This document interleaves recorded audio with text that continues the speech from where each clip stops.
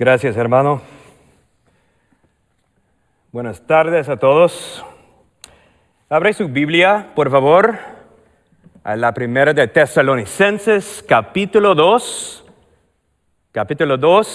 y versículos 1 al 8. Oremos. Padre Santo, muchísimas gracias por esta conferencia,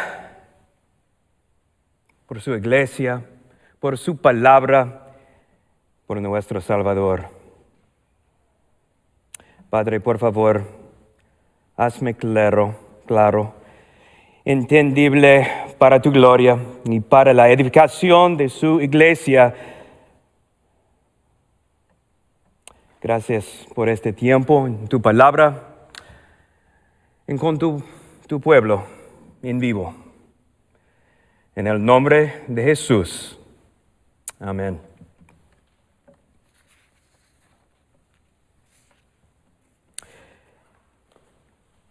Imagina que unos buenos amigos están a punto de tener un bebé y te piden consejo.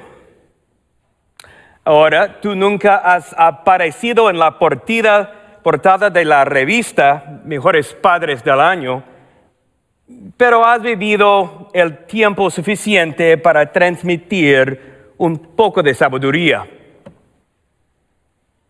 ¿Tu consejo sonaría así? Sabes, la crianza de los hijos implica mucho, pero si te aseguras de simplemente darles buena información durante toda su vida, eso prácticamente será todo. Nada más es realmente importante como la información. ¿Qué piensas? ¿Solo proporcionar te convertirá en un padre modelo y a ellos en unos niños obedientes? Por supuesto que no. Entonces, tal vez tu consejo debería sonar algo así.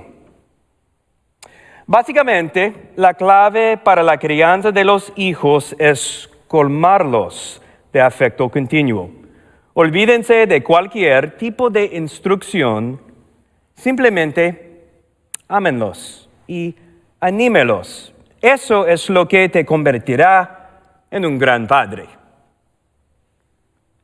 Pues, nadie con un sentido de la buena crianza estaría tan desequilibrado. El hecho es que los pequeños que Dios ha puesto en nuestro cuidado necesitan instrucción, pero no sin una relación íntima. Y si bien el afecto es absolutamente esencial, sin instrucción corremos el riesgo de simplemente afirmar su pecado. No, la crianza es un arte que debe equilibrarse con instrucción y afecto. Es dirección envuelta en relación. Como dice Efesios 4:15, es hablar la verdad en amor. Amén.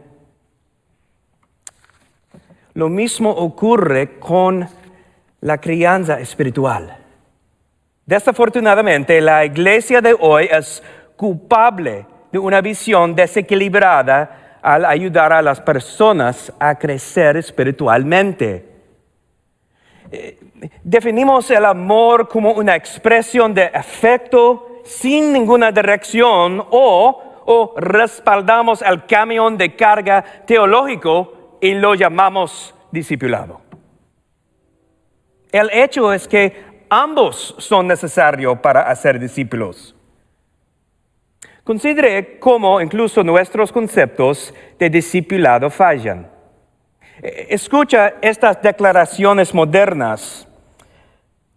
Número 1, el discipulado es un cristianismo realmente comprometido en el que le enseñas teología a alguien. O La consejería es donde un profesional autorizado ayuda a solucionar los problemas emocionales de alguien. Pastorear, bueno, no tengo ninguna oveja, no tengo ni idea de lo que eso significa, pero probablemente eso es algo que hace el predicador e implica una visita al hospital de vez en cuando. Bíblicamente, todos estos términos, discipulado, consejería y pastoreo, se usan indistintamente para describir lo que la Gran Comisión manda a todos los cristianos a hacer con nuestras vidas. Ser padres espirituales. A menos que seas un nuevo creyente, te han dejado aquí para ayudar a otros a llegar a conocer a Jesucristo y a llegar a ser como Él.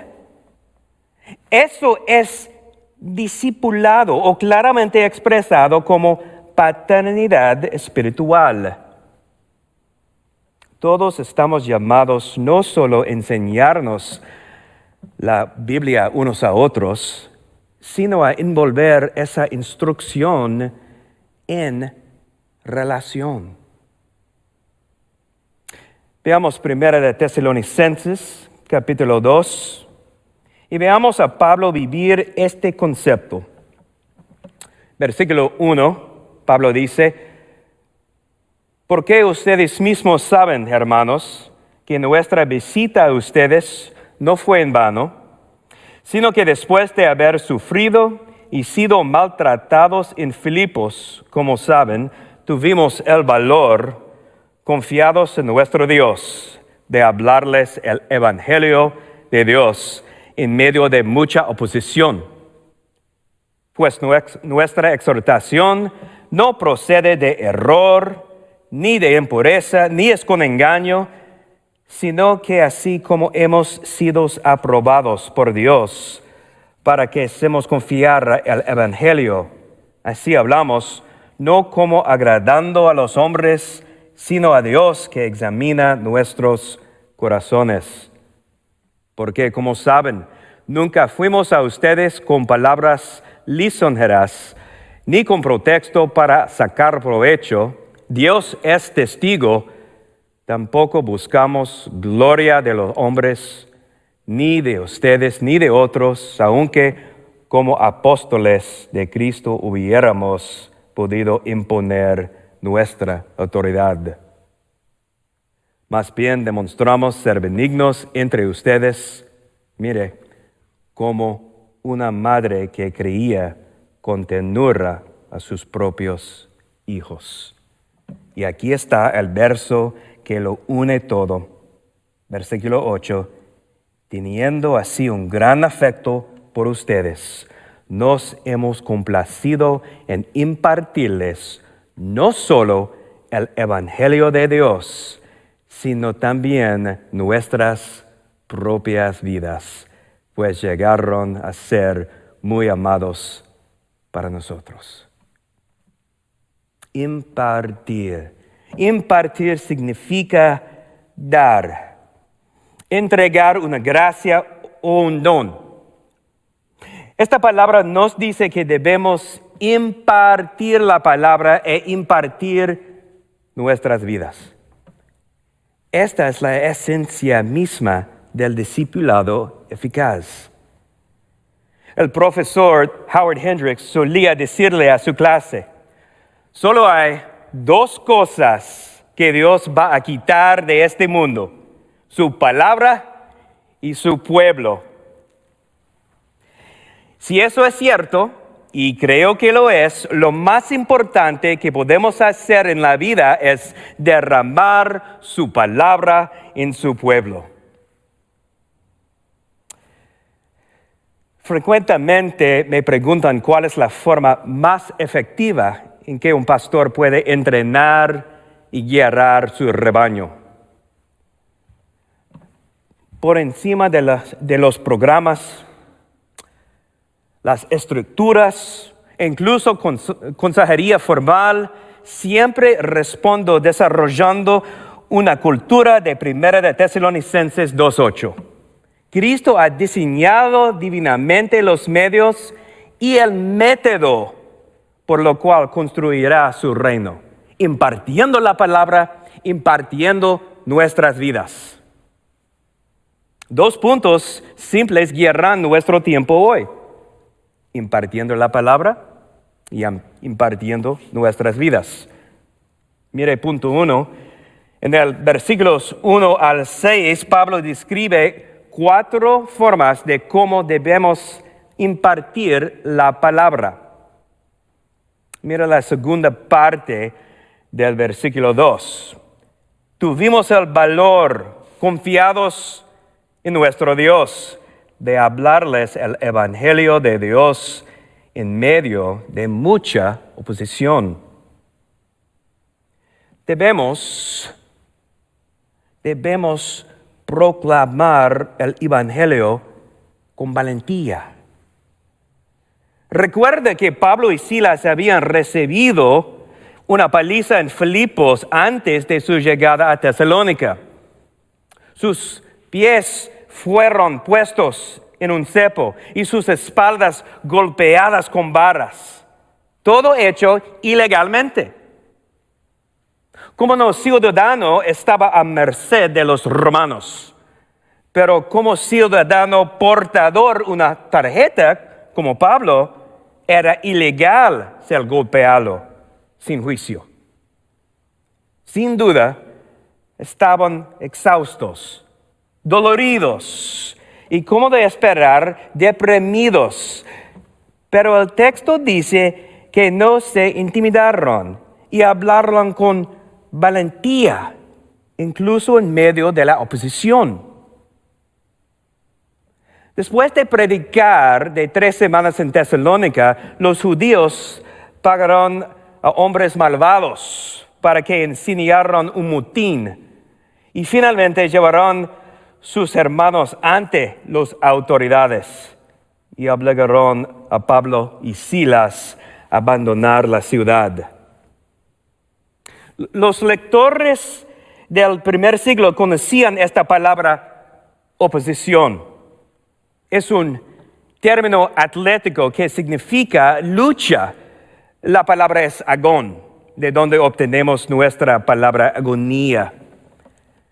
Nadie con motivos ocultos había continuado proclamando valientemente con este tipo de aflicciones. ¿Nos da vergüenza proclamarlo con valentía, especialmente cuando es contrario a la cultura? ¿Te disculpas por ello o quizás intentas suavizar la verdad? ¿Minimizas la palabra, especialmente cuando se trata de temas de sexualidad o santidad? Si es así, debes preguntarte, ¿de verdad creo en este libro? ¿De verdad creo en este libro? Si es así, necesitas proclamarlo con confianza como un embajador del rey. No siempre fácil es valiente, especialmente cuando nuestra cultura tiene un moral diferente. Por ejemplo, ¿qué dice la palabra acerca de hacer de la adoración dominical una prioridad? Hebreos 10:25 es claro acerca de no dejando de congregarnos. La versión en inglés dice, no abandones la asamblea. Ahora bien, ¿cómo discipula un hombre a su hijo quien es un gran jugador de fútbol y sus juegos están programados para el domingo por la mañana? Por mucho que pueda afectar la relación, he tenido que explicar que la práctica de fútbol, el tiempo en familia o incluso el trabajo no pueden suplantar la prioridad de la reunión. Eso puede significar que su hijo no podrá jugar en un equipo selecto o que tal vez tengan que buscar otro tipo de trabajo. Pero este evangelio vivo es digno. Y por cierto, lo he aplicado yo mismo con un hijo atleta. Dejamos pasar las oportunidades de becas universitarias porque era esencial impartir la palabra entrenando a mi hijo a elegir la adoración dominical por encima de lo que el mundo le ofrezca. ¿Cómo esperaría que eligiera a Cristo a su iglesia como adulto si le enseña lo contrario cuando era niño? Si la palabra es verdadera, entonces debemos transmitirla con denuedo, pidiendo, como dijo Pablo, sígueme como sigo a Cristo. Si nos estamos dispuestos a conversar sobre la importancia del evangelio, nos avergonzamos de la palabra y lo que llamamos discipulado está enémico. El versículo 4 dice que se nos ha confiado el evangelio. Esa palabra confiado da la imagen un mayordomo. Somos mayordomos de la palabra, ¿no? Un autor nos describe como carteros. Nuestro trabajo es entregar el correo del rey. No escribimos las cartas, nosotros les entregamos. También impartimos la palabra exhortando correctamente, versículo 3. Pues nuestra exhortación no procede de error. Literalmente significa acercarse y hablar. También es la misma palabra para aliento. Cuando hablamos la palabra junto a alguien, los ayudamos a crecer. Estos principios bíblicos no pueden ser nuestras preferencias, sino la aplicación correcta de las verdades del Evangelio. La segunda carta de Timoteo, capítulo 2, versículo 15, Pablo dice, procura con diligencia presentarte a Dios aprobado, como obrero que no tiene de qué avergonzarse, que maneja con precisión la palabra de verdad. La mejor manera de asegurarse de que exhortas correctamente es teniendo un tiempo diario en tu Biblia y estudiando teología en comunidad, tiempo en la palabra de Dios y tiempo con el pueblo de Dios. El primer requisito que tengo para los chicos, los que discípulo, es un tiempo devocional todos los días, a primera hora de la mañana. Esto no es negociable. Si no estamos dispuestos a darle a Dios la primera parte de nuestro día, dedicando tiempo a su palabra y oración, entonces seremos inútiles para ayudar a otros a crecer y usted será inútiles para la labor del discipulado. Una excelente manera de ayudar aquí es estudiar al mismo libro juntos. Si cada uno lee el mismo capítulo todos los días, se convierte en una excelente manera de mantener el ritmo. Pues, proclámalo con valentía. Exhorta correctamente. Y en tercer lugar, explícalo con sinceridad. Segunda parte del versículo 3.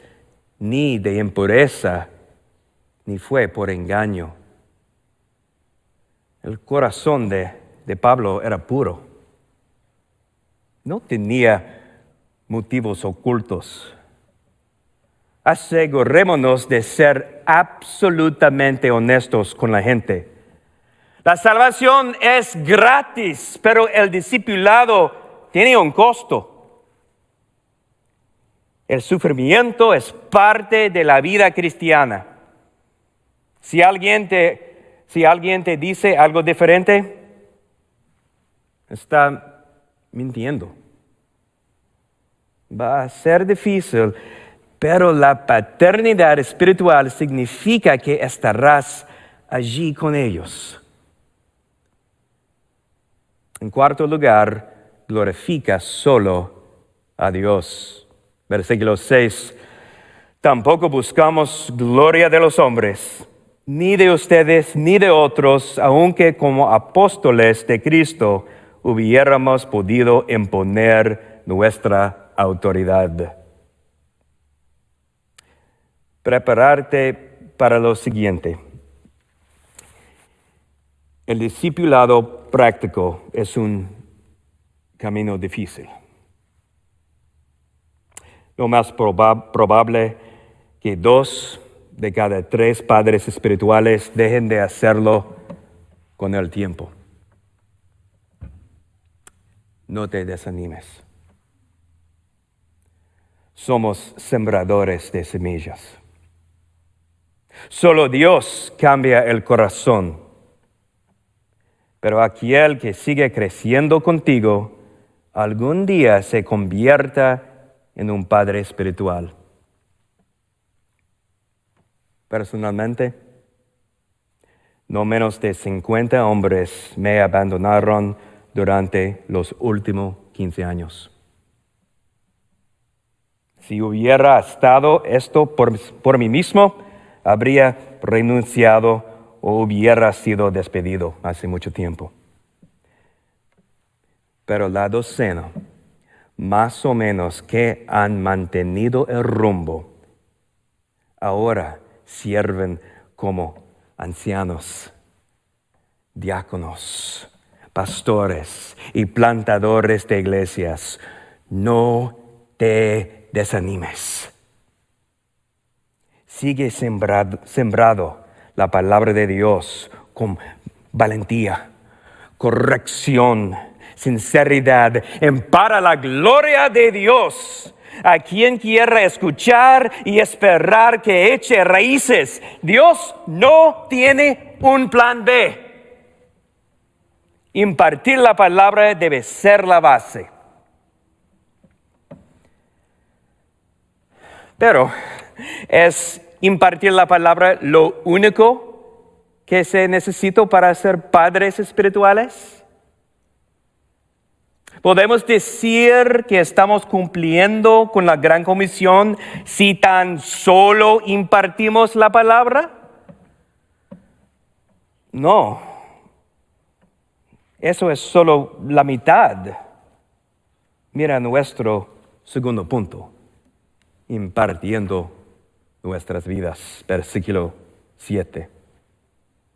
Demostramos ser gentiles, como una madre que amamanta tiernamente, cuida a sus propios hijos. Amablemente, como una madre lactante. Piense en esa imagen por un minuto. Ese bebé está recibiendo lo más saludable que se pueda imaginar, leche materna, con todas las vitaminas y anticuerpos.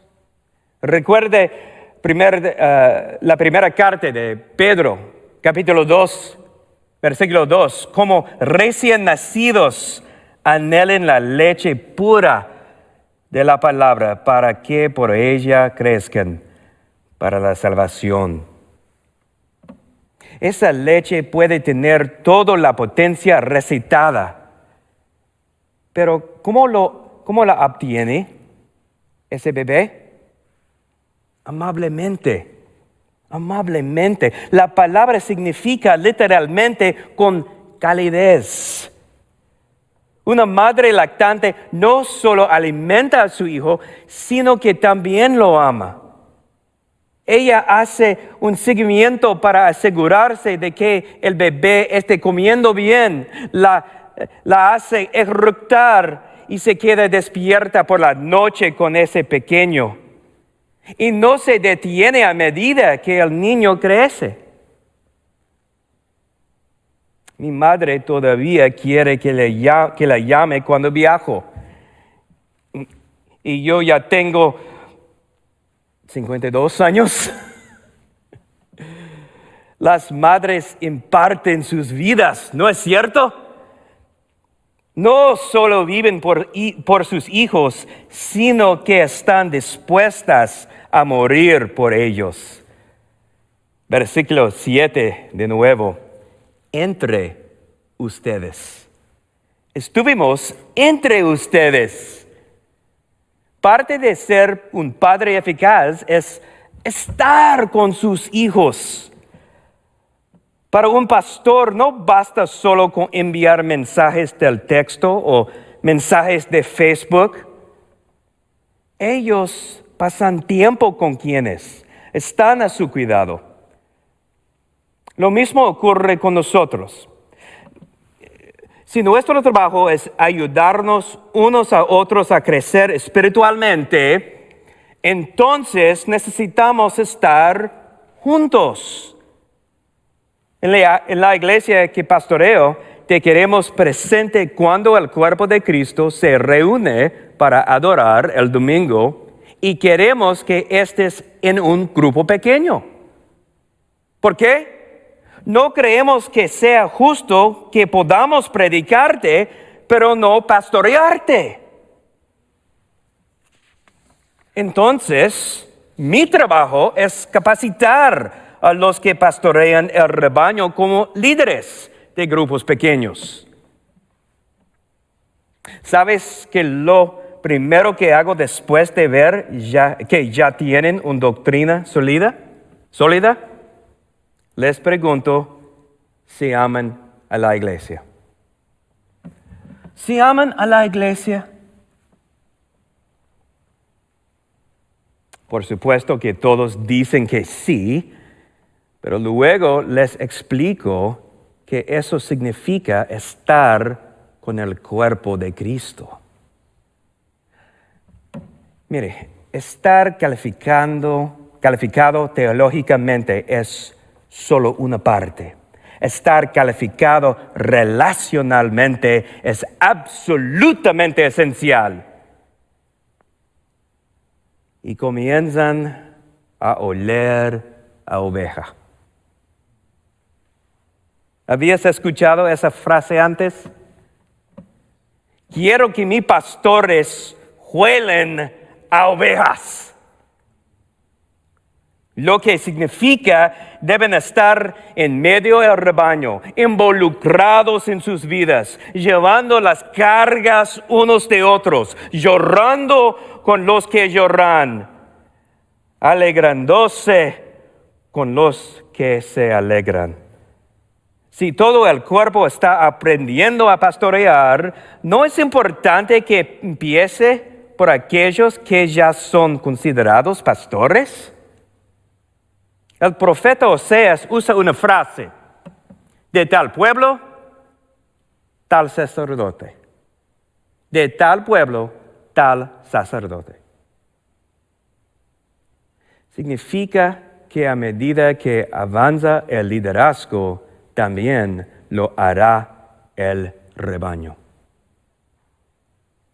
Si quiero que todos en el rebaño pastoreen, entonces tenemos que hacer un mejor trabajo al modelarlo.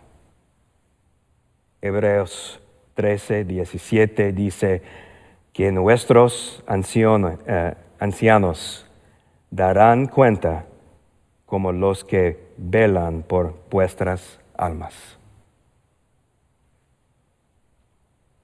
Versículo 8. Teniendo tan grande afecto por ustedes. Teniendo tan grande afecto por ustedes. Pablo era afectuoso, ¿no? El afecto es desarrollar y manifestar nuestro amor por los demás. Pero, Pastor Rodney, yo no soy un tipo cariñoso. Está bien. Tener afecto es simplemente la forma en que expresamos nuestro amor mutuo. Estar disponibles para los demás. Ser accesibles, amables, un par de manos y palabras de aliento. La frase significa conectar un mismo con otro. Conectar un mismo con otro. Los arqueólogos lo han encontrado inscrito en tumbas, escritas por padres que anhelan estar con su hijo que murió prematuramente. Mira a Pablo unirlo todo en el versículo 8. Nos complació mucho impartir no solo el Evangelio de Dios, sino también impartir nuestras propias vidas. Literalmente, nuestras mismas almas. Algunos dicen que el discipulado es simplemente tomar una taza de café con otro creyente. Si bien esto es importante, esto no es discipulado, es amistad. Otros dicen que es simplemente instruir a alguien con la Biblia. Si bien esto también es esencial, esto es solo educación, no solo discipulado. El discipulado está en el versículo 8. Discipulado es impartir no solo el Evangelio de Dios, sino también nuestras propias vidas. Es la palabra de Dios en relación. Y en caso de que piense que la paternidad espiritual es solo como una madre que cuida tiernamente a sus hijos, observe la conexión del Padre en el versículo 11. Saben también que a cada uno de ustedes los hemos tratado como trata un padre a sus propios hijos. Los hemos animado, consolado y exhortado a llevar una vida digna de Dios, que los llama a su reino, a su gloria. Pablo da la razón en el versículo 8, porque te has vuelto muy querido para nosotros, muy querido para nosotros. Esto es lo que somos. Sabrán que somos cristianos por nuestro amor mutuo. Dejemos de lado nuestras definiciones modernas de discipulado y volvamos a lo que realmente significa impartir la palabra e impartir nuestras vidas. El discipulado es paternidad espiritual y es para los que todos los cristianos hemos sido salvados. No dejes pasar el día de hoy sin comprometerte a cumplir la misma razón por la que Dios te dejó en esta tierra. Empieza por comprometerte con una iglesia saludable. Haz vida con ellos. Luego, busca la persona fiel en esa iglesia que esté delante de ti en la fe y pídele que te discipule. Pídele que te enseñe la palabra de Dios y se preocupe por tu alma. Míralos, aprende de ellos y en un futuro no muy lejano, toma lo que has aprendido y enseña y cuida de otro. Impartir la palabra de Dios en el pueblo de Dios, en relación. Es lo más importante que puedes hacer este lado del cielo.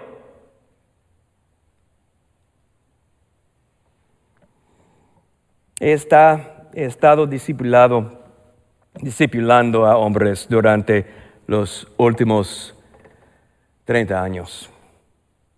Primero como empresario y ahora como pastor. Les prometo que incluso con el dolor de la decepción, es el mayor gozo ver a otros crecer en Cristo. No me gustaría pasar mi vida de otra manera. Dejemos de llenar nuestro tiempo con cosas que no duran. Hagamos discípulos impartiendo la palabra e impartiendo nuestras vidas. Oremos. Señor, gracias por su palabra, por nuestras vidas, por la gran comisión, que seamos fieles a tu gran comisión al usar tu palabra en nuestras vidas para ayudar a otros a crecer en Cristo. Multiplica nuestros esfuerzos y que seamos encontrados haciendo tu obra con diligencia cuando regresas. Por la gloria de Jesucristo, en el nombre de Jesucristo. Amén.